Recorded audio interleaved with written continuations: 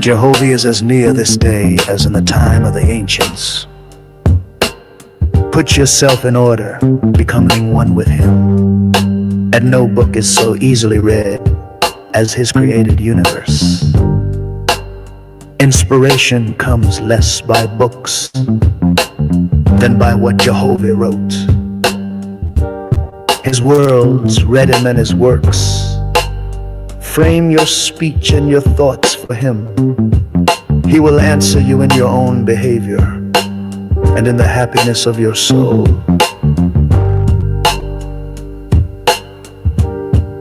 Great wisdom cannot be attained in a day, nor purity and strength to overcome temptation, till the growth is from the foundation. The fool will say, the sacred books are no more than man of his own knowledge could write. Yet he has not wisely imitated the power of the words of your God. Let him do this well, and behold, he will also declare my words are from me. Yes, he will recognize them wherever found. It is the will and wish of your God that all men become constitutionally capable of receiving and comprehending the highest life, and that they shall no longer depend upon any priest, church, oracle, holy book, or upon consulting the spirits, and that their behavior may make the earth a place of peace, with long life to all people, for the glory of Jehovah.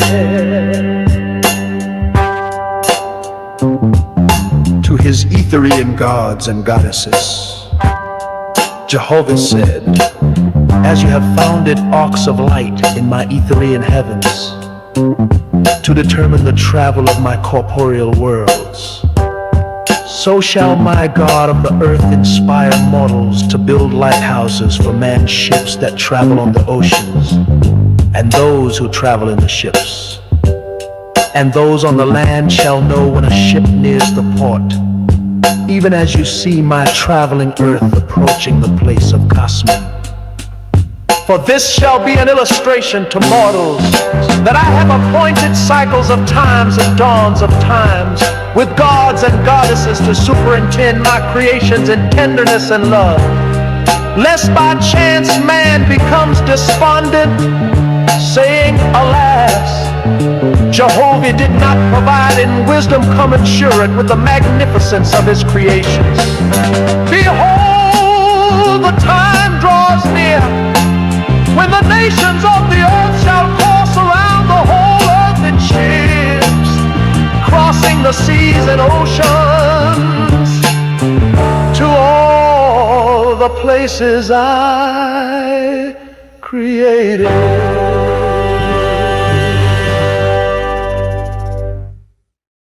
Yes, family, big up yourself, large up yourself. It's the hostess with the mostest. Select the Sila Shloms on the one and twos. You know how we do. It's a blood clot vibes. What you say, yo? Just tapping in, man. Just did a little post. It's a post presentation talk. Just got off of Sonetta, doing what I do. You know what I mean? And as you can see, it was hard to dispute the fact that Rome strongly influenced not just Ethiopia, but the Alexandrian Library, the whole goddamn West. I mean, the East at that time. The Eastern Roman Empire, the Western Roman Empire, them niggas out there running shit. Peace to the gang. I see y'all chiming in. Wise, what's good, Wise? What's the word? I see you with some blood clot vibes, yeah? Oh, you got a question. Who did this here? So what's Selassie, deception, influence of Rome? This is major. Not everybody want to hear that type of truth. But yeah, you see Selassie, you know, when you look at Selassie crowned king of Ethiopia, you know, he was a Christian. So with that being said, yeah, he was under the deception. He believed in Christ and the Trinity and all that. Oh, that's wrong. The dispute that they was having, which caused the contention of those council meetings, was the divinity of Jesus Christ. Was he God or was he not? Did he have a divine nature or was he natural? These were the arguments that was going down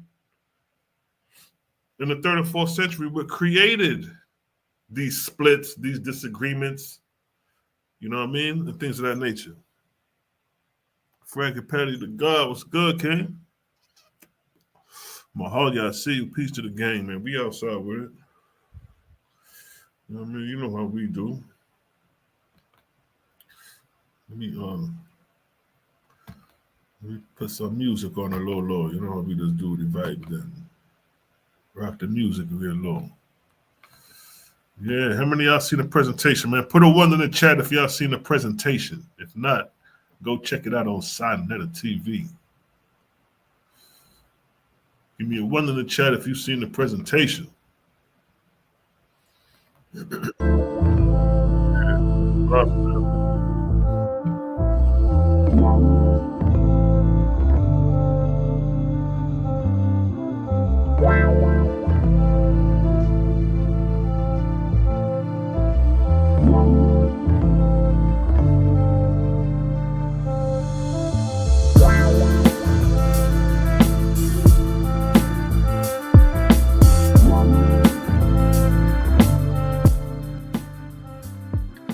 Yes, family.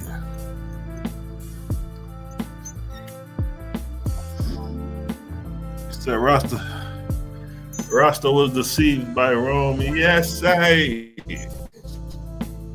It's a hard pill to swallow. But the truth is, yes, it was deceived by Rome. You know what I mean? Let's go back on a little bit of it.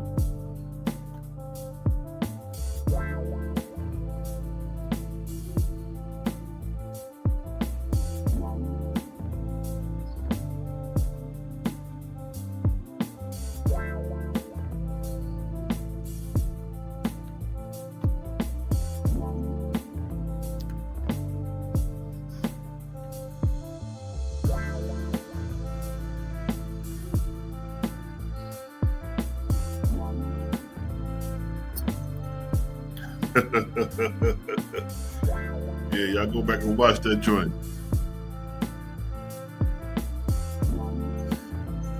I wouldn't go as far as that, you know what I mean? But he's an extension of the head of the beast, because the beast is the head of the Roman Empire. Then, yeah, hold on, let me show my screen. Like a brief thing up on the grass.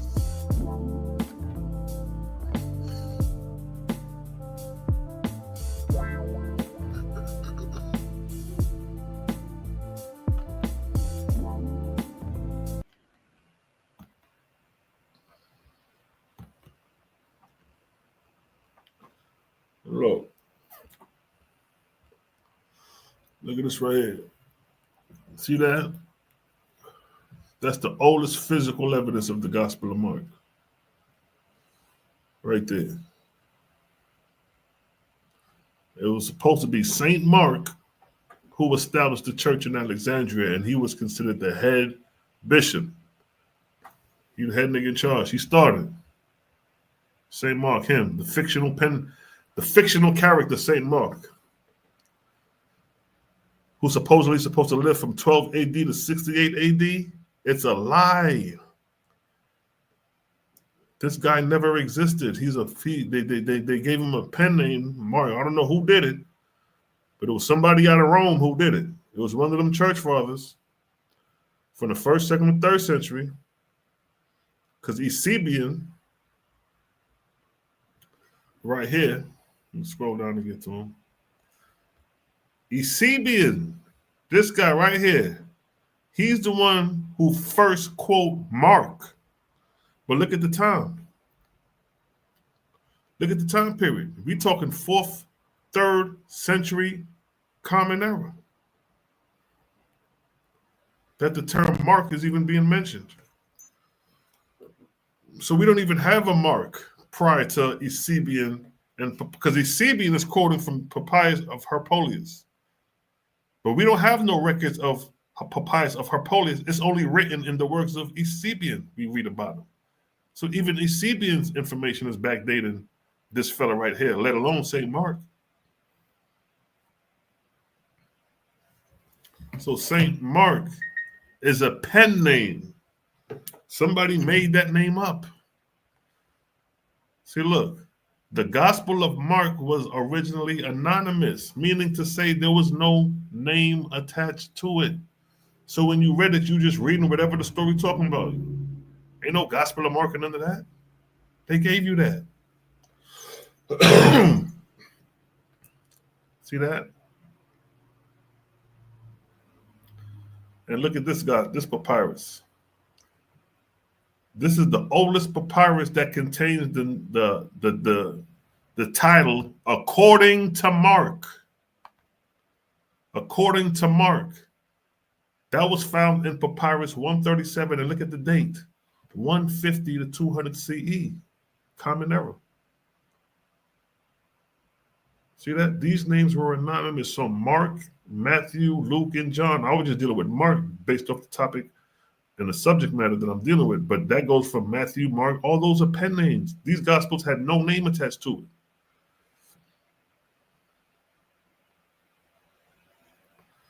So look at the time period. Look at this.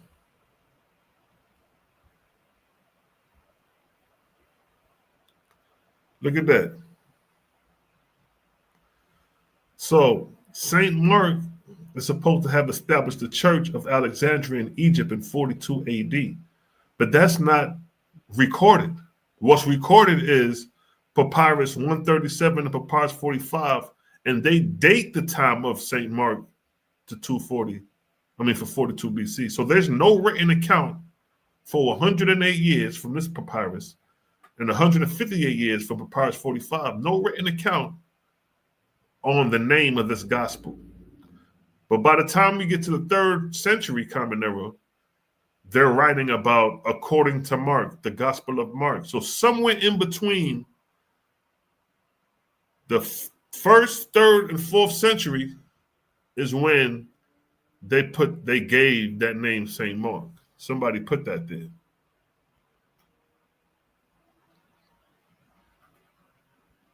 And another, this is Papyrus 45. This is the oldest physical evidence of the book of Acts, and it's dated to the 3rd century. None of the Gospels are dated to the 1st century. All of the Gospels are dated from the 3rd century Common Era. And the date they got for it is 200 to 250 CE, Common Era. See that? Anything about Paul and all that, it's coming from here. There is no older. Look at what it says. The oldest physical evidence we have of the book of Acts is this papyrus. And it goes back to 200 to 250 Common Era. So anything talking about Paul is read from this time period and then backdated to fit the time period of where they think these things occurred. So this is the backdating of the papyruses. So when they read the papyrus, so say if we was living during the 3rd century Common Era, say we living during this time of 100 to 200 to 250 Common Era, say we lived around this time and we found these texts, you know what I mean? And somebody put St. Mark on one of these texts. We know that it wasn't there before, but say we find these texts and then we reading these texts and we're like, oh, this text is talking about 200 years earlier. Because it talks about Nero here, and it talks about such and such. So, okay, that had to be this time period. So the writers of this had to have been during this. That's what they're doing. You have 3rd century church fathers studying and analyzing the text and backdating it to the 1st century based off the accounts in the text. But none of the texts go back to the time period of the 1st century. We don't have nothing. Hmm?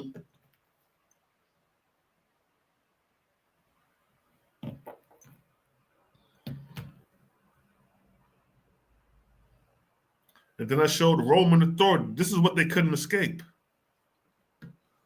This is what they couldn't override. The fact that Roman authority was over Alexandria. They had complete authority. They ran through Athanasius' crib. Yo, like, this nigga out of here. He ran off. He had to escape. Hmm? See that?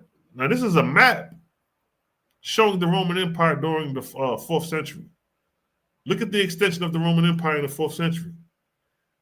And we're not going to say that all roads lead back to Rome. Look how far down the Roman Empire extended into Africa.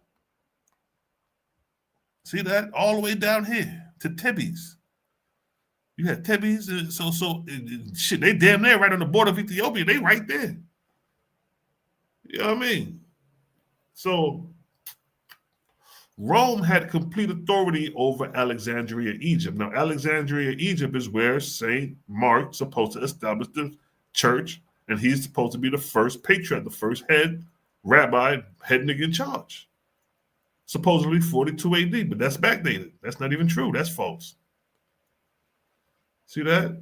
And then I brought out the sources. That's what killed it. That's why nobody could really say too much. Because I brought out the sources. Arminius Marsilius, Res Gesti, chapter 22, 16:2, however that works. Alexandria, look what it states. Alexandria, the chief city, is distinguished for its size, wealth, and for being what? Under Roman administration. And then we have the next source, the same book, and look what it states. Egypt, long since subject to Roman power, is governed by a prefect of Equestrian's order. Here's another source showing Rome's authority over Alexandria. Socrates, Scholasticus, Church History, 5th century. Socrates, chapter 2, verse 15 and 16. This right here explains it all and says it all. It states the Emperor Constantius sent Cyrenius, the general, with soldiers to Alexandria to depose Athanasius. When the imperial troops entered the church at night, Athanasius escaped. Constantius then appointed George of Cappadocia as bishop. Let's pull up George. Let's pull up this guy. See? And I didn't even go deep into it. I just was surface level because I could have layered it and brought out George if I wanted to, but I want to stick to where we at with it. This George. Where that picture George at? This him right here. This is the guy who ran Athanasius out of his crib. Him. That's him right there. Look at that. St. George, born in Cappadocia. Cappadocia is known as the birthplace of several saints, but the most famous among them is St. George, born in the second half of the 1st century. That's him right there. This is the guy who sat in the seat of Athanasius when he ran off. Let's go back to the script right here. Verse 16, it states, when the imperial troops entered the church at night, Athanasius escaped. Constantius then appointed George of Cappadocia as bishop. He appointed this guy. And let's get Constantinople because he's the one calling the shots. This is the Roman authority here. This is him right here. There he is. See, I didn't even show all this. I was just basic with what I brought, and it was still diabolical. But there go the Roman authority right there. This guy sent this guy to topple Athanasius. Let's get Athanasius. Mm-hmm. You think they go Athanasius? There he is right there. This Athanasius. This is who was sitting on the throne or sitting as the head chief in Egypt, Alexandria during the 4th century. So the script says in Socrates, chapter 2, verse 15 and 16, but verse 16 specifically, it says, when the imperial troops entered the church at night, Athanasius, escaped. Constantius, which is him, where he at? Right here. Constantius, which is him, appointed George of Cappadocia. Him. See that? I mean, him right here. Look at that. So Constantinople, him, ran out Frumentius and installed St. George in goddamn in Athanasius, not Frumentius, in Athanasius' backyard. Athanasius is the king of Egypt right now in Alexandria. He's the head bishop at this time.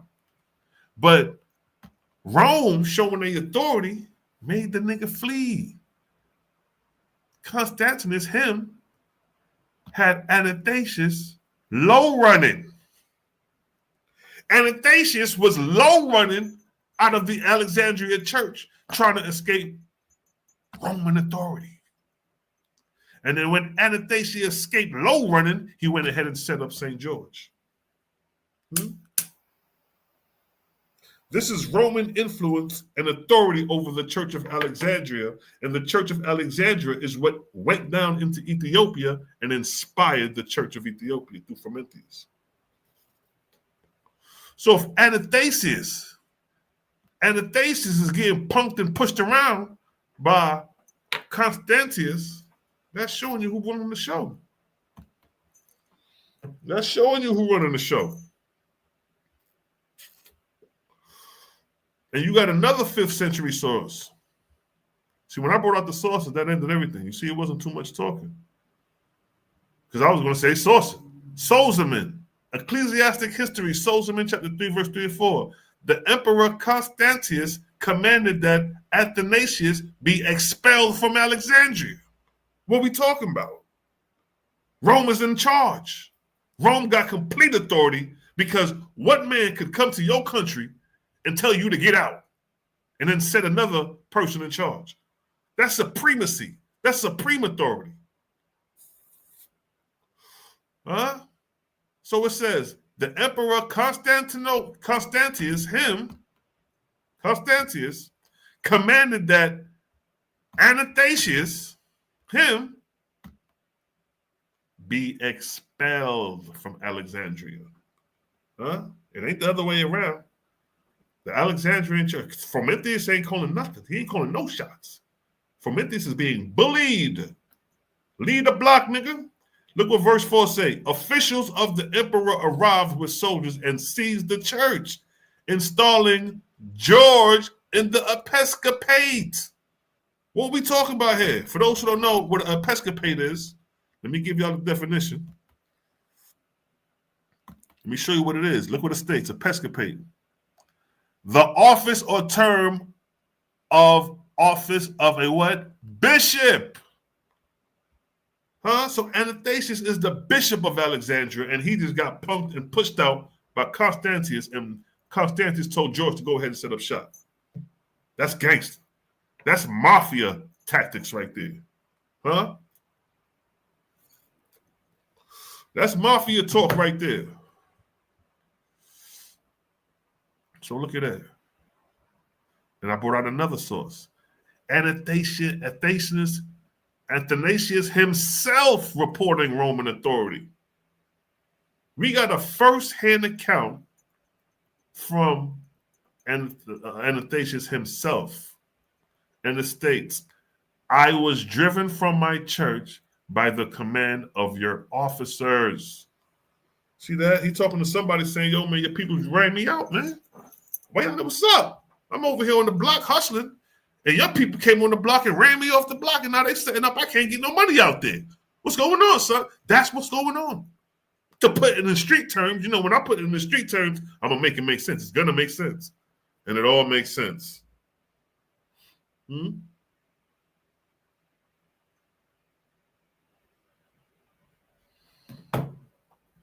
it all makes sense. Athanasius Apologia ad Constantium, another source. I was driven from my church. Oh, no, that's it right there. I just read the yeah. So Athanasius showing that he done been ran out by the Romans. So the Romans is running shit. The Romans is running shit. Obviously, we see that.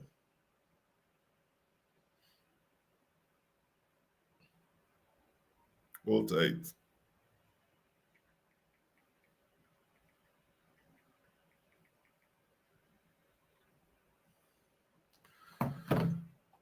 So I brought up Alexander of Alexandria for a reason, because he was the one who ordained Athanasius as bishop,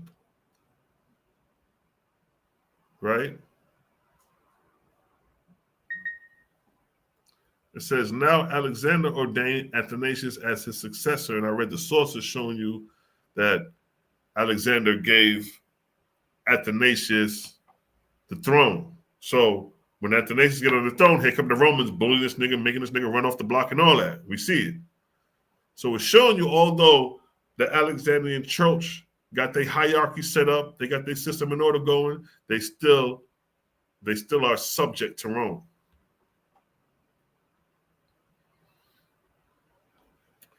And then I had to show that first. I had to show the subjugation of Alexandria of Egypt before I could go into Ethiopia, to show you the connection. Because, one of the brothers was trying to say, was trying to separate the connection, but I was like, nah, the connection is there. The connection is there through Roman authority over Alexandria. And it was Frumentius and Athanasius, who was part of the Alexandrian church, who came into Ethiopia as missionaries. So that's the direct connection right there.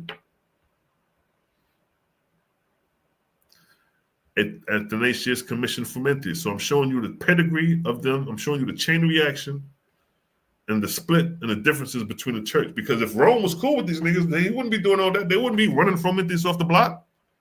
I mean, Athanasius. They wouldn't be running Athanasius off the block if they was good, if they was cool.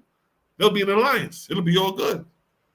But there's a beef going on. There's a disagreement going on. Why? They're not clicking and not organizing as one, although they're under their authority. It's like one of your sons acting bad and you got to straighten them out. You know what I mean? So how did Frumentius get to Ethiopia? I showed it on a shipwreck. I sourced everything I said. Nothing just came out my mouth. Everything was sourced up. And then we come to Izana becoming king. We sourced that. Ecclesiastical histories, whatnot. See, niggas wasn't expecting these sources to come out like this. That's why it was hard to dispute what I was saying. Because in order to dispute what I was saying, you have to dispute the sources. You're not disputing me. Don't be mad at me. Be mad at the goddamn sources. Be mad at goddamn King Izana for converting the goddamn Christianity. Be mad at that nigga. Don't be mad at me for bringing this out. Don't throw rocks at the messenger. Don't be mad at me. Frumentius returned to Axum as bishop. See that? He got ordained by Athanasius. Now he's coming back as a bishop to Ethiopia. Begins instructing King Izana in organizing the Christian community. Look at that. King Izana is being instructed by Frumentius on how to organize the Christian community. And these Christian communities are being organized and fashioned based off what they're seeing in Alexandria of Egypt, based off Alexandria of Egypt being fashioned after Rome, because Rome conquered Egypt. 30 BC under Octavian, future Augustus. Huh? We do this, son.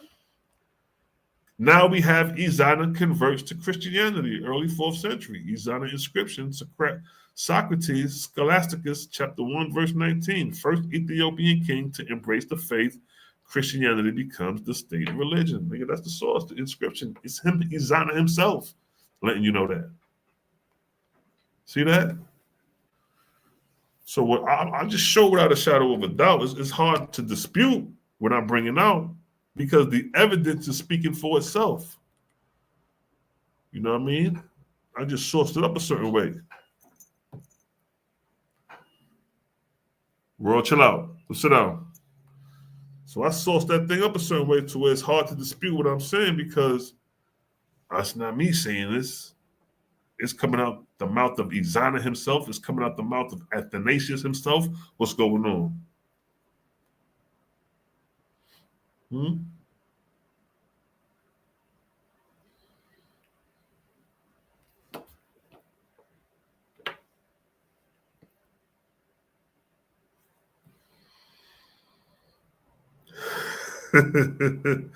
Hate Ethiopia? Why would I hate Ethiopia?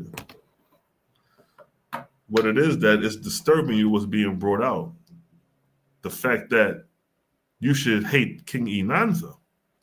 You should be upset with Frumentius' influence on King Inanza to convert him to Christianity, to set up these influential Orthodox churches that's coming out of Alexandria, which in return is coming out of Rome. See, we break down the mask. We taking off the mask. Y'all been wearing the mask for a long time, even the rosters. I'm West Indian. We taking off the mask of the same way we taking off the mask of all these other stuff. We taking off the mask of the Ethiopian Bible. So you got to come better than that. Get out of your emotions and deal with the inscriptions that's being displayed. You could source this yourself and read it. I'm showing you the source. Go look it up. Copy and paste and go pull it up yourself and you'll see the evidence. And then you'll be like, damn, I can't be mad at Sila. I got to be mad at these niggas. Now look at what it states. Frumentius was a Phoenician Christian missionary and the first bishop of Axum who brought Christianity to the kingdom of Axum. See that? He brought that. Don't get off topic. Don't worry about what my name is. Deal with what was coming out. Deal with what's coming out.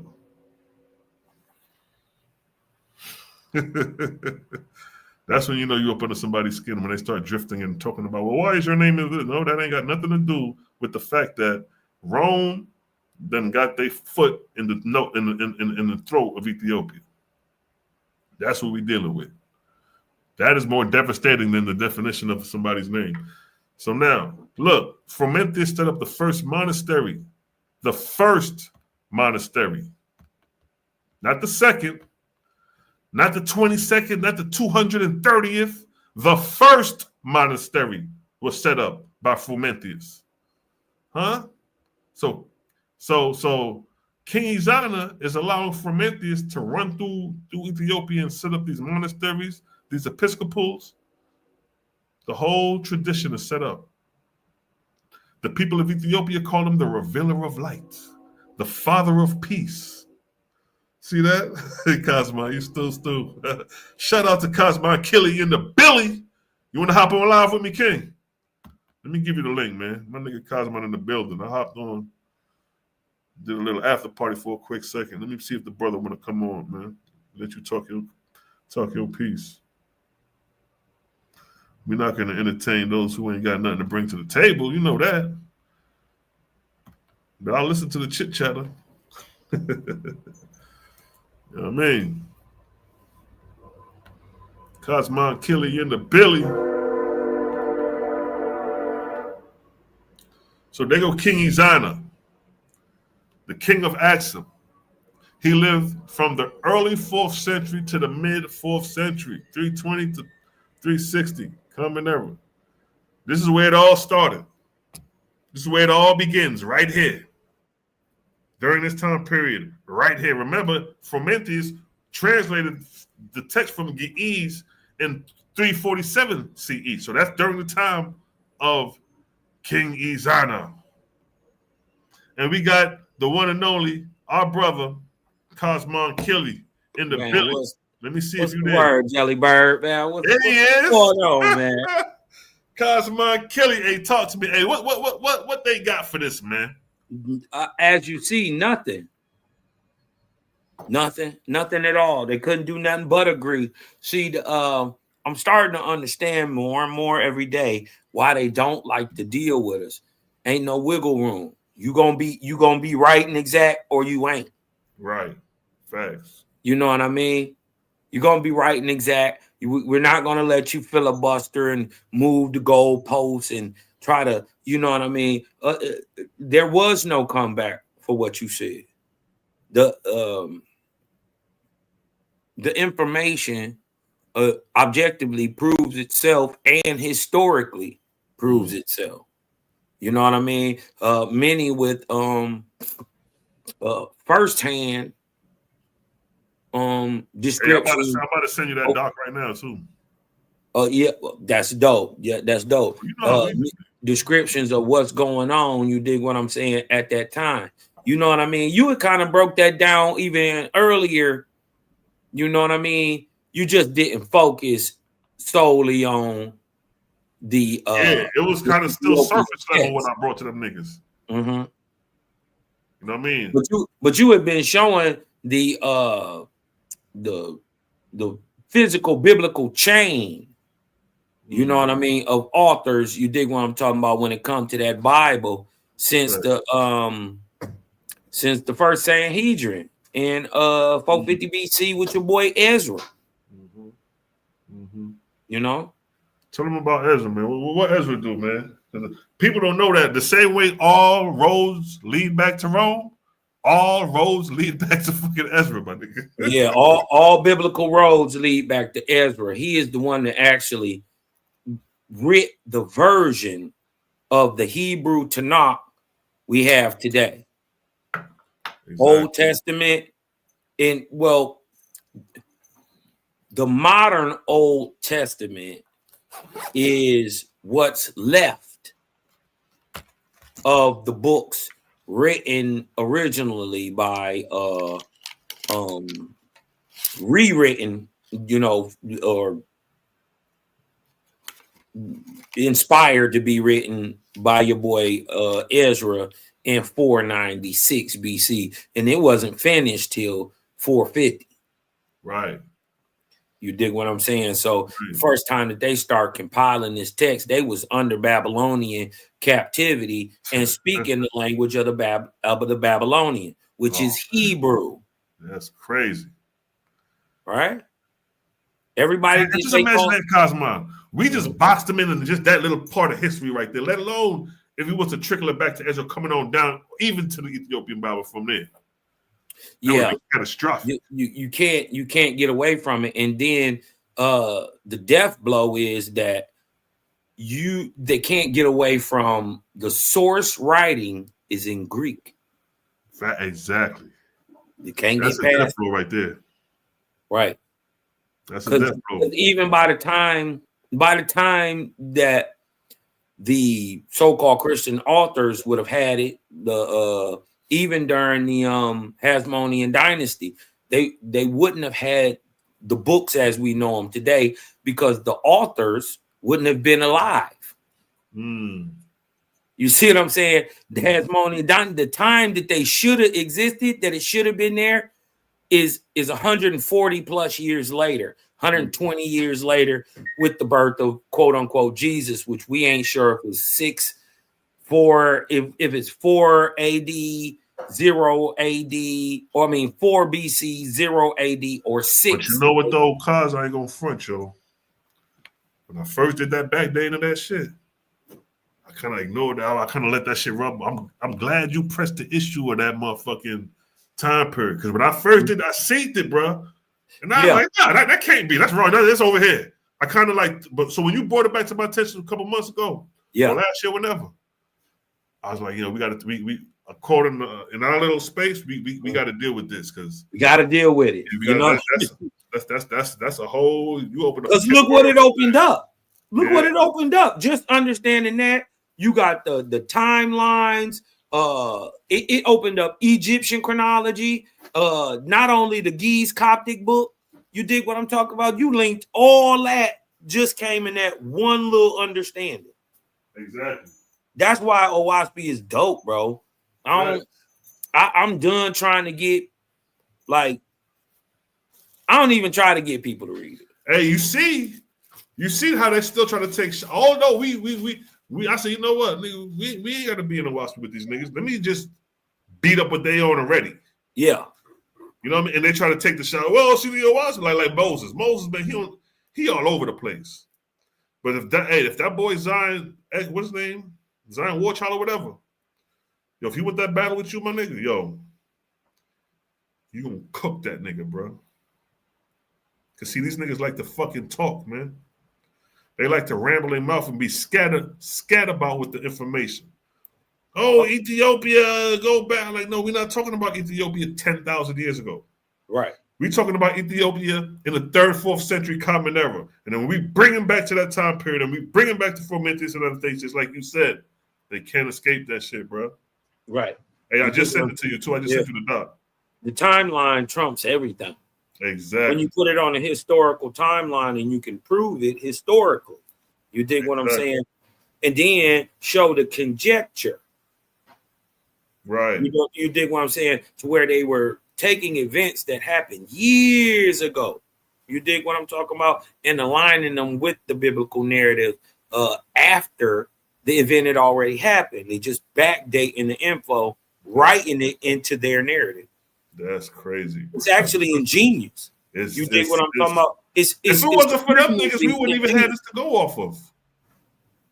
If it wasn't for them niggas doing that, we wouldn't have nothing to go off of as far as trying to piece together what took place in the first. But you know what, yo, King, that's why the OWASP be crazy. Because if you notice, King, ain't no real history from the motherfucking 1st century, bro. Like Mally was saying, like Josephus and Paul mainly writing, but OWASP shows you why. Them niggas Lua Monk, Astor Arthur, but all was wilding. Right. And them niggas was murdering. These so-called Hebrews are only writing in Greek and Latin. They don't look too Hebrewish to me. There is no Hebrew. Dig this. There is no Hebrew writing from an actual bloodline lineage, Hebrew, supposedly, in the 1st century BC or the 1st century AD.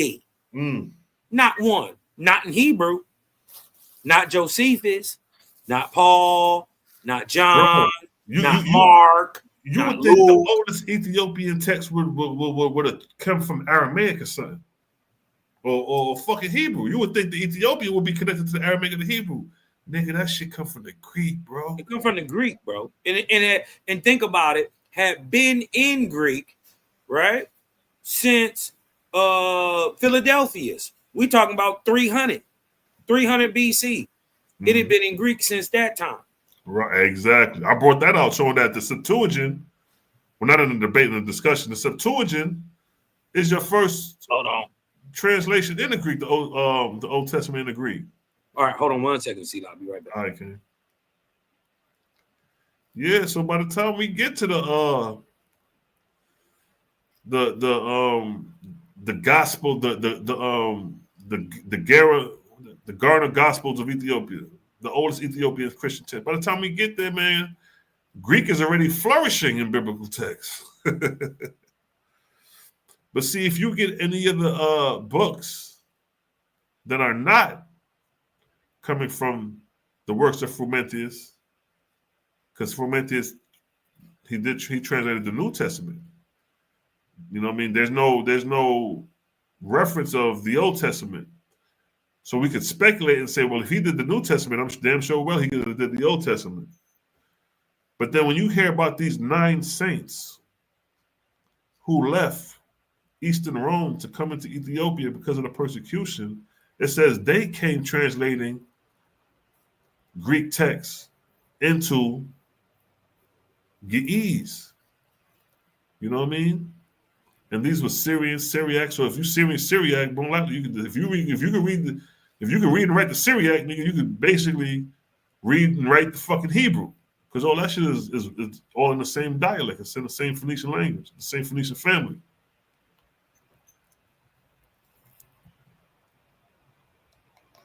When is gonna Rome stop lying and tell the truth? You know what I mean? The crazy thing is they are telling the truth. They don't know what they telling the truth by documenting what they're doing. By documenting what they're doing, they exposing their hand. The truth of Rome is that they conquered they conquered for resources. Once they conquered and got established, then knowledge and philosophy comes into play. Now they're comfortable. They done took over everything. The generational wealth is there. Now they want to start learning about the sun, moon, and stars, how man was created, God, and then you get these great Greek philosophers. Because when I presented, I actually trimmed it down. I had more information because I went through the whole Greek influence coming from Greek. You know, I'm showing the Macedonian influence. Let me see something.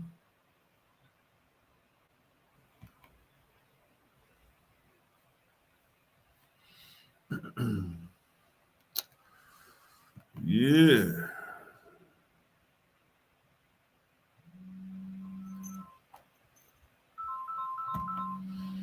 Hold tight, hold tight. Hold tight.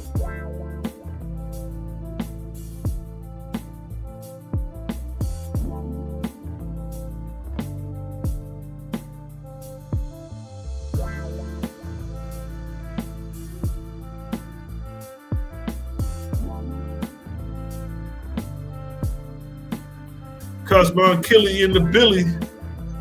That's what it do, man. That was a fire build, though, man. It was church mouse. You dig what I'm talking about? You could have heard a rat piss on cotton. Yeah, I'm like, where everybody at? Yeah, where's the pushback? Yeah, I mean, it's still Bible, but where everybody at? Oh, go ahead, Carl. Let me grab my dog real quick. You see how it eventually, as it always does, somehow reverted to colorism. Right. Racism, bias, prejudice. They're trying to steer it. You see how I treat them. I treat them just like they are, low vibratory. You dig what I'm saying? Because they are. There's no light in racism. Now, like you said, that's a good point because they try to revert back to the skin complexion thing. Because I was about to go ahead and pull up that Norma Palin, go ahead and nip that in the bud and show the Norma Palin with brother killing brother. So I'm like, yo, y'all need to get off of that because the oldest depiction of we got historically is black men killing black men. So let that shit go. Because I'm gonna forever bring that up. I ain't never gonna let that go. Right. And it's just fact. You dig what I'm talking about? Right. And when you become aware and you don't just in that point just lay fact out and let people choose for themselves, then you being fact. You dig what I'm saying? And you doing your people a disservice by not just telling them the truth that none of that matters, right? No, I don't want a white boy that's leading me from Africa, but I don't want a white boy that's leading me to Africa neither. Yeah, I'm like, see, like, I'm like, he talking stupid. He making stupid point. Like, nigga, this is you, and you see how niggas fold up.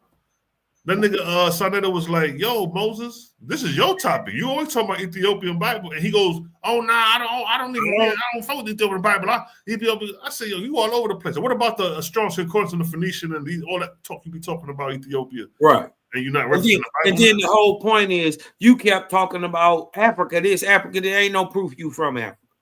Your DNA, listen, stop it. This is how I know anybody who talking about nationality, heritage, culture, ethnicity, when they say I can prove I'm African by my DNA test.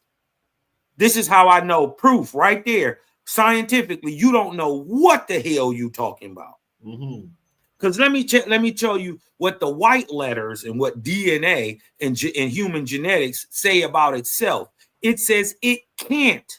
It is impossible today with the way the science is to prove a person's ethnicity, culture, nationality, or heritage. It's an impossibility. If you think you can tell a nigga Israelite or that your great grandfathers was Israelite 1,000 grandfathers ago by spitting in a tube, you just don't get how this works. Hey, I got some shit to share with you, but offline though. I'm gonna probably call you later on, son. Yeah, for sure. I got a little fucking strategy that nigga, when I get it to you, bro, it's game over. That's why I was able to be so sufficient with what I did with this shit. I got something to give you, bro. Trust me. I can't give it to I can't talk about it now. I talked to Melly about it the other day and shit.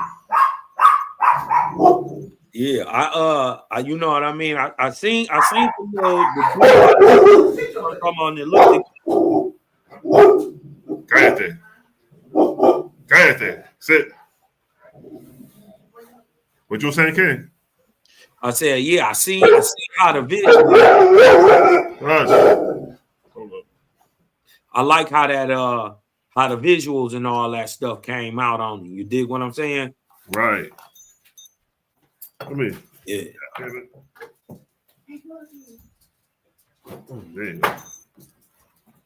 Hey. He said, that's a good question, Bishop X.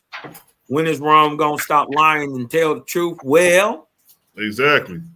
Well, I didn't get this at first. Owaspi brought this out, and I didn't understand at first, but I'm starting to understand more. Especially in the Western dichotomy. It says that Luamong will be the most hated god. It's starting to make sense now.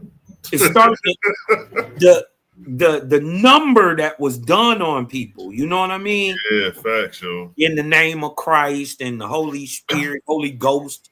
But check this, guys, man. Yeah. If Luamong gonna be the most hated god that ever existed, think about the people who exposed Luamong. Oh, they will be the most hated that damn there is. Look how niggas was in the, you know, I kept my decorum and shit, but look how niggas was about to get out of character over that shit. Zion, the Zion War Child nigga, he tried some, that shit ain't work. Yeah, don't work, bro. Shut that shit down at the door. Yeah, don't work. The other you know what I mean? And then once they make you put it on. Hold on, let me come back and talk to you. Let me grab a source. He tried to grab a source real quick before we can, and then when he grabbed the source, that shit got checked. I said, well, nah, we still got to deal with the fact that the oldest Ethiopian text is the Garner Gospels. I don't give a fuck what you talking about. It starts right there. Right. And everything coming from the 4th century down. Them non-saints, I'd send you the doc. When you do your research on that shit, King, because I know you're going to do further research, you're going to get deeper, because I just did a briefing, a synopsis to show the construct of how this shit affected. But it's way, of course, it's levels and deeper levels you could go into and dissect this whole shit. You know what I mean? Yeah, I heard about the, you know, I went into nine sage doctrine and all that. And a lot of the places, the crazy part is what I end up figuring out is every one of these places that they say that they come from and the people that they come from are ancient early iron stocks. Regardless to what they did, you know what I mean? Because remember, iron stocks go on to produce Phoenicians, Israelites, and Persians. Who you talking about? That produced the iron stocks. Huh? What you were just saying now? I was distracted by them dog went up and down the stairs and shit. What you were just saying about the iron stocks? Oh, okay. Like when they talk about the 9 sages. Okay, go ahead. You dig what I'm talking about? If you notice, it's some that say that they're Syrian, it's some that say that they're Babylonian, it's some that say that they're Turkic or Edomite. It's some that say that they're Elamites or different places. But each one of those places is one, an ancient walled city, and two, shows Persian Shemitic roots in a sense. You dig what I'm talking about? And all go back to strongholds of ions over there in that area. You dig what I'm saying? These are short little niggas that brought that motherfucking knowledge, yo. Right. they call them the Tufians. You know, they call them Garimaldi. All these little people with this high advanced society. You see Ron Dalton talking about the little people when he did that presentation on Sunday? He tried it. I was like, look at that shit, yo. And he was trying to say that those were the Israelites or some shit. I don't know. I don't listen. I don't know where he was going with it. Once I figured out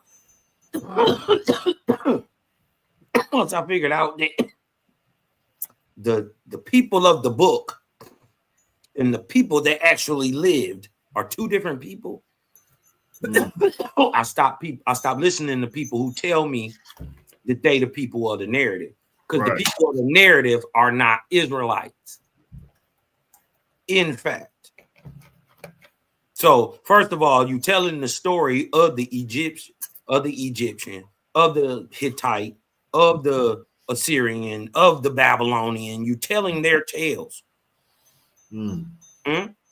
Book of Genesis and Leviticus, right, to Exodus, 100%. The story of the Egyptian, 100%. And like you said, by the time, what was it, 400? How many 400 plus years when they left Egypt? They broke the peace policy. They broke the peace policy in 1153. So from that time on, them niggas was done for. Them niggas ain't Israelites. The only time them niggas was real Israelites was damn near prior to the time that they start making the kingdom. Exactly. Because see, when they made the kingdom, they put Saul in order, and they said, rather this man and the king than the creator. And right there you get Yahweh worshiping. That's when you start getting Yahweh worship. Right. A storm god, a god among the hills, and all this, instead of the all incomprehensible creator. Right.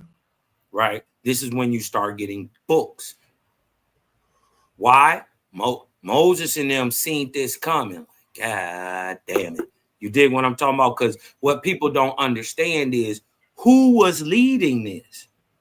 People with knowledge was leading this. We call them Levites, but they're Leviticans. But the top of them are called Kohen. A Kohen is an Egyptian priest. So when the Israelites was leaving out, you dig what I'm talking about? Many of the people who were priests in Egypt, right? Real priests, but they thought that they was following the real true God.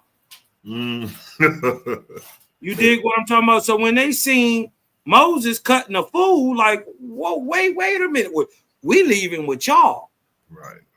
Facts. These become your Leviticans, your Levites. That's a good point, because a lot of people don't consider that those are Egyptians that left. Some of the Egypt. Listen, not only Israelites left Egypt with bondage. You got to remember, this is the very first time ever in history where a mass migration was done because of a so-called by niggas like that. And you dig what I'm talking about, because of so-called creator and spirituality and all that. It's the first time that had ever been done. There is no other documented history of Kemetic history of a mass migration outside of Amos. That's what I'm saying. So it's just funny that the timetables of prophecy line up exactly with the beginning of the new kingdom of Egypt. You dig what I'm talking about? And that the text moving the people, the Hekakasu, the Hyksos, the shepherd kings, right, is written by the man who founded the new kingdom, Amos, at the same time, right, that the Hyksos are being dominated. But what y'all don't understand is the Hyksos are the blood kit and kin of the Israelites and enslaved them. They've been in slavery over 200 years. Hey, yo, it's crazy because not by the Egyptian of Thebes, by the Hyksos. Right? Well, that's crazy because when you to add on to that, in the Waspi, when them shepherd kings came in during the time of Thutmose was a goddamn shepherd king himself. He had to be, because the line of kings that they show in the Waspi is the same line of them Persians coming in. Yeah, but remember, it's still two lines.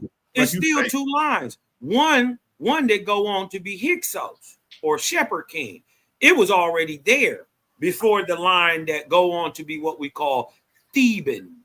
But meaning to say, I'm agreeing with what you're saying. Meaning to say, if the lineage of Thutmose comes from them shepherd kings, And then in the Owaspis it says he kicked out the shepherd kings, coming back to what you were saying, that they was enslaving their own people. Yup. You see it. So like you were saying with them with the Hyksos enslaving their own and shit, that same shit with Thutmose. So that's crazy you bring that up because that goes to show these niggas is Persian.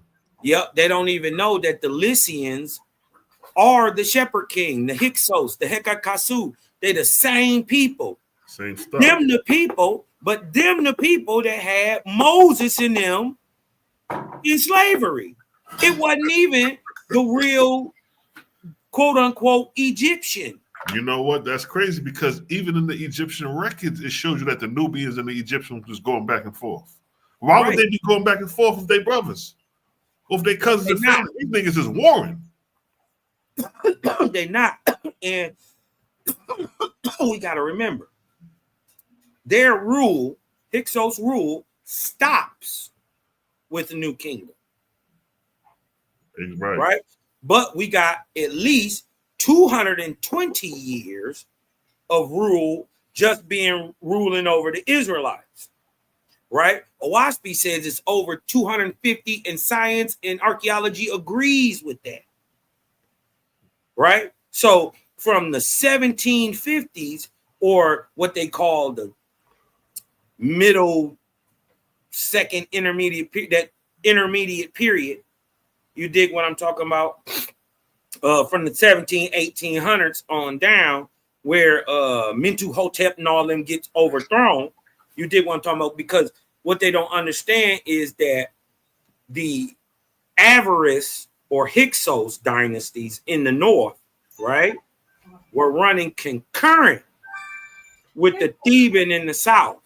So when Avaris, right, was creating its very first dynasty in like 1770s, 1750s, the Hyksos, you dig what I'm talking about? In that time, Thebans were already in the Middle Kingdom through at least 6 dynasties. So when we got to create a chart with that. I'm gonna work on the chart with that, showing the concurrence. Right, and then because they don't really understand how Egyptian time works, right? That there's multiple dates. You dig what I'm talking about? But the date that most of them all agree with for the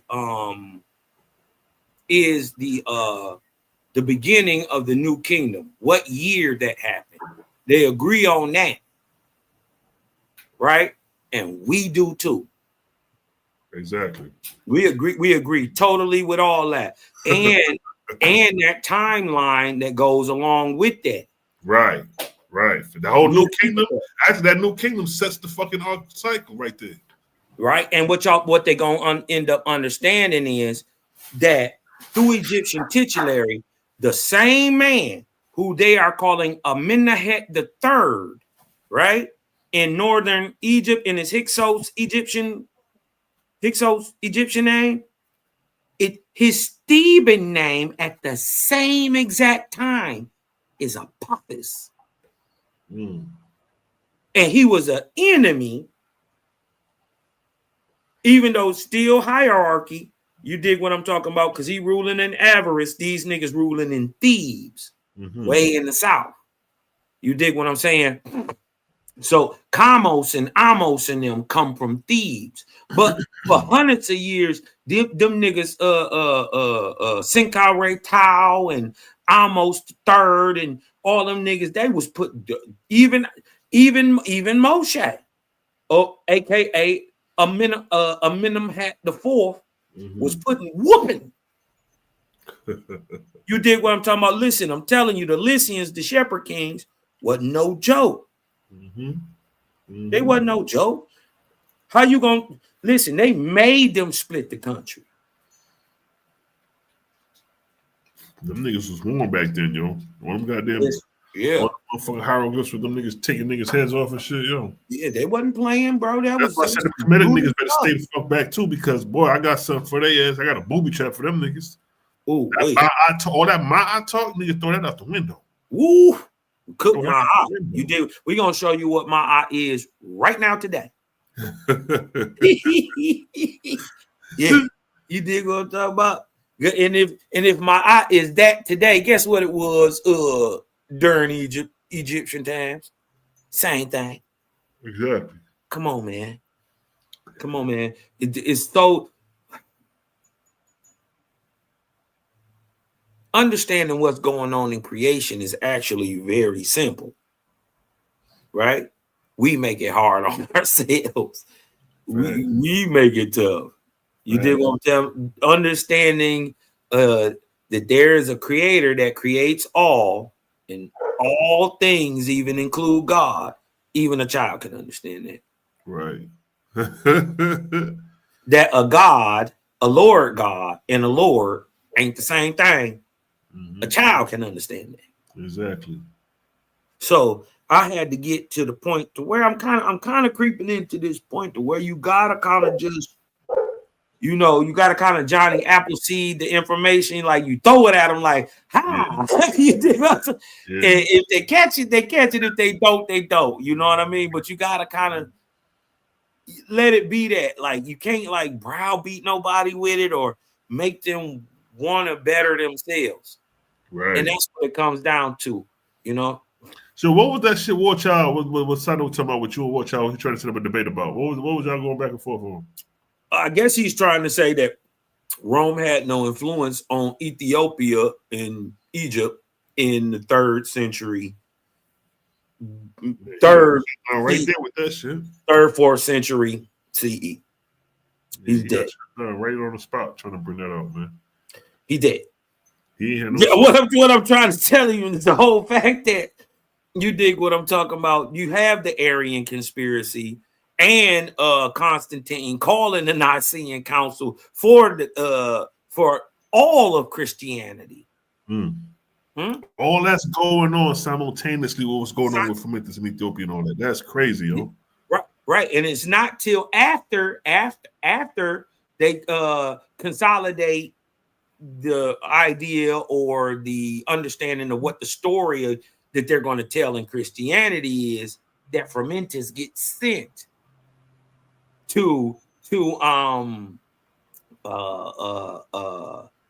Egypt or Alexandria from Syria, right? But he was still Greek. He was in Tyre, as a matter of fact. Macedonian, fucking Macedonians again, son. But guess what? All the Egyptians in 30 BCE are Macedonians too. They at least have. That's crazy. That's what a Ptolemy is. It's a half Egyptian, half Macedonian Greek. And you're right, because when you go back to Octavian and them, or you go back to the Cleopatra who has Caesarion, or Mark Antony and them, nigga, that was goddamn mixing the blood right there. Right there. And that's why they had to get Caesarion out of there. He was the link of the true line of that stuff that lined it all the way back to Ptolemy through to Alexander. Right. Remember, when Alexander came to Egypt, he was looked at as a savior. Not a conqueror, a savior. They praised Alexander. They gave him the throne. They made him pharaoh. That's crazy. He was like, thank you, cuz. Dang. Woo. Man, because dudes like Cambyses and the Persian Babylonians, them niggas had been ruling over there since Artaxerxes. Since the 400s. As a matter of fact, the time when Ezra and the Great Sanhedrin is happening in 450 and into the time where it's being compiled in 496, Egypt was ran by the Persians. That's crazy. Facts. So hold on. So it was before the Greeks. It was the Persians, right? Yeah. Yeah, that's who they got up out of there. Look at that, bro. Yeah, niggas need to go ahead and do that history on the Persians. You're right, because them niggas was there before the Greeks. Man, I got some crazy info in the first, because once you start to line up them dates, right. you dig what I'm saying? You see the fall of Astaroth. She come with Artaxerxes. You And see the rise of Marduk. And you know what the crazy thing is? Their falls, and some of their starts are documented in history, yo. Mm-hmm. The start of Luamung with his situation. Yep. Goddamn Troy and Athens, how Ashtaroth and Baal destroyed that whole shit. And after that, come Homer, right after the Dark Ages. Mm-hmm. Places like Mohenjo-Daro, when they talking about in the book of Esdras, when the Indian gods and they was going through and wiping these cities. They said they had great civilizations, and then we go look in history. We see the Kush dynasty. It just disappears. Mm. Don't nobody know what happened, but two things we do know that happened. It burned and got buried. How do you do it? How do you burn and bury Troy? Troy had been built back up 5-6 times by the time you bury it under 60, 70, 80 feet of earth. How do you do that? Yeah, I remember one part in the Wasp, it says the dead bodies had poison or inoculated the breath of a certain town, and it killed off the people like that just because of the smell of the dead bodies, yo. Right. The pestilence. That was brutal. That war between Ashtaroth and Baal up in Troy was brutal, yo. And the crazy part is they just playing games. It was a game to them. See, you know, like what's the little game? I sink your battleship. You be like, E4. You be like this. You be like, ah. Yeah, the game was, and the game was, if you could kill off all the people on your side, you know what I mean? Yeah, you win. I think, but who won that battle? I forget. Was it Baal or Ashtaroth? Because one of them won. Yeah, she killed off all her people, but Baal had a couple left. I said, they did some shit. Yep. It's to the point where that history is documented as fantasy and mythos because of the destruction that was left behind, yo. There's nothing to document.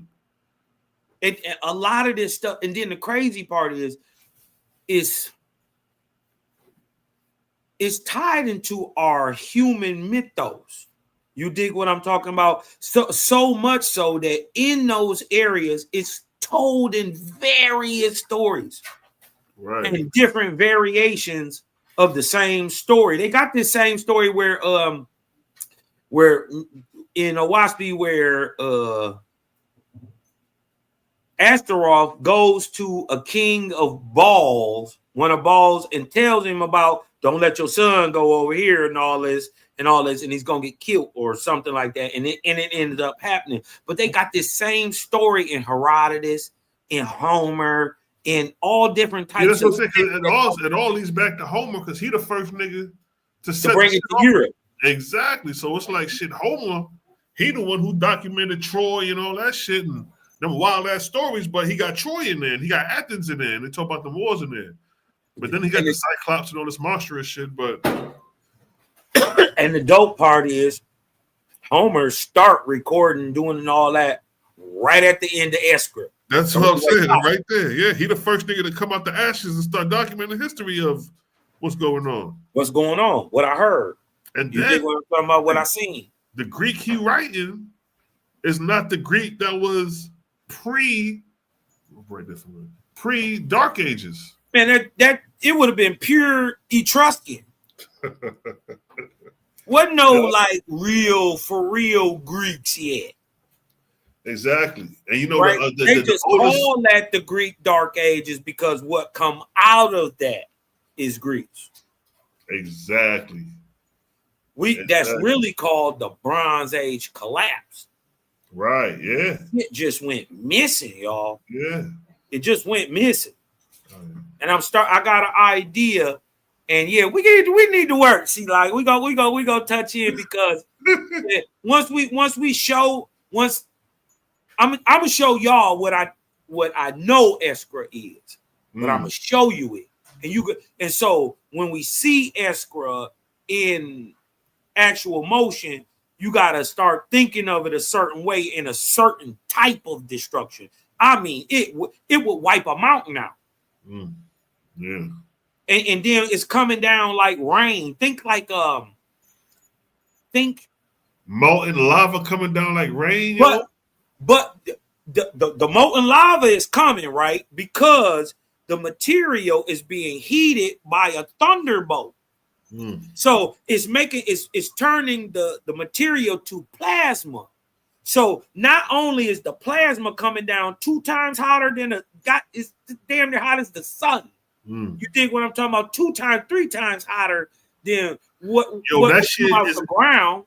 That right? shit is incinerating shit right. on impact. So it's falling with weight, right? But not only that, Sela, not only the plasma, heated plasma is falling. With it, every strike is a thunderbolt that goes down to the ground. And then you got to think about it like this.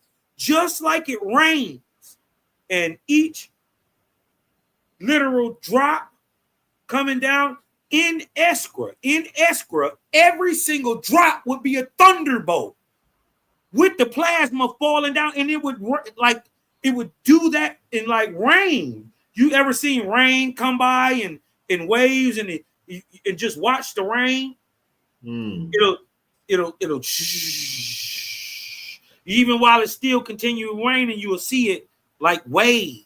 See what I'm talking about? Imagine it doing that, but every raindrop is an electric plasma thunderbolt. This is how you melt a mountain. This is how you bury a pyramid under 100 feet of dirt. Nigga, ain't no other way. Facts, yo. How that happened, yo? Right. So think about little small bombs with plasma. So you get the thunderbolt whoop, all the way to the ground, crushing a thunderbolt all the way to the ground. But with it, along the thunderbolt, is falling hot plasmic material that's thick, dense in the air because it's Escra. Yo, that's so it's just like rain. It would just it would wipe shit out. And then we got to think about this. It would almost be like a storm, right? So every time we would get a electric charge in the sky that it would rain, it would start these things, these waves of wiping shit out. It would change everything. It would melt mountains over, and it would turn places. The shit said when that shit fall, yo, it covers up areas that everything you would never knew that civilization existed in that region below, yo. That's what if you notice they got to dig up to find history. Yep. And all of it's melted. How do you listen? A lot of times, y'all, what y'all got to understand is we're walking on the top of skyscrapers. Nigga, we're walking on the top of Escra. There's whole civilizations under our feet. The good stuff is in their mouth. Huh? He came over here and asked the great Ahuan people, right? Said, where are my chosen? Where are the greatest people? He told them about us. You see him, Sela? He told them everything that we did. That, hey, listen, what y'all got to understand is this roughly 18,000 years ago, and we already here with what they say 1,000 big cities, mega metropolises, and 3,000 smaller cities. Already 16,000 BC.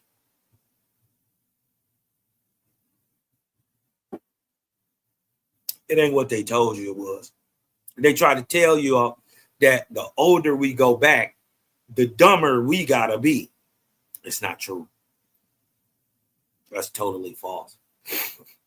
And as a matter of fact, for the simple fact that the most iron stock and genetic in the world was in the Americas, right?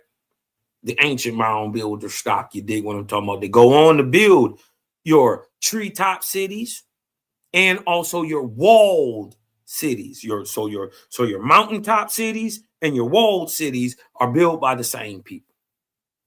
The other ones, they were built by who they told you they were by. They were built by the Ahua. Who do you think built T-O-T Ahua Khan? Who do you think built that? You think the Ahua had something to do with building T-O-T Ahua Khan? Yeah. So we talking about the copper color races, and we're just talking about America, right? We ain't got to go nowhere. We ain't got to tie it up to nobody else.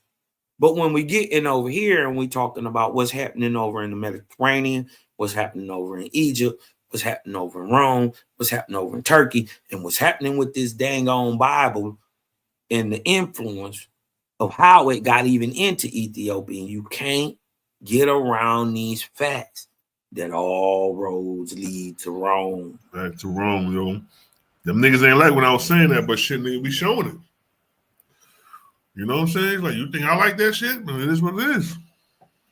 But okay, I gotta sign up out of here, man. I gotta make a play and shit. I gotta make a run real quick. All right, my guy. Up, man.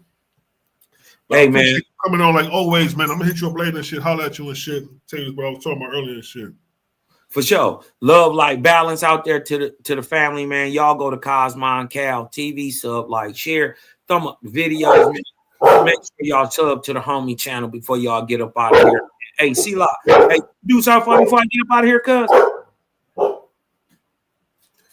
Yes, sir. Say it again, kid. My bad. I said you could do something. I said you could do something for me before I get up out of here. Yes, sir. Breathe in. Hey, and let that light in, man. Hey, right. I'm Cosmon, and I'm out, man. Y'all stay low. Keep firing, man. Yes, sir. Yes, sir. Salute to Cosmon Cal in the building. Peace to the righteous God, man. And yeah, you know, y'all definitely go over there to Sonetta TV and go ahead and check out the presentation I did, the Ethiopian Bible, the product of Rome. So with that, your boy Salah Shalom is out of here. Till next time, you know how we do, gang, gang. Now let's get up out of here. Let's ride out to some music, some creative game music. Where we going with? Let's go with it. Let's rock out. Near this day as in the time of the ancients. Put yourself in order, becoming one with him. And no book is so easily read as his created universe. Inspiration comes less by books than by what Jehovah wrote. His worlds read him and his works. Frame your speech and your thoughts for him. He will answer you in your own behavior and in the happiness of your soul.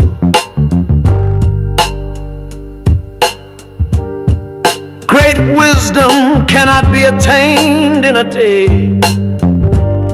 nor purity and strength to overcome temptation, till the growth is from the foundation.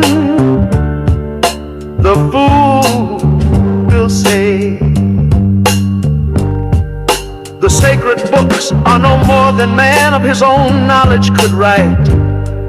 Yet he has not wisely imitated the power of the words of your God. Let him do this well, and behold, he will also declare my words are from me.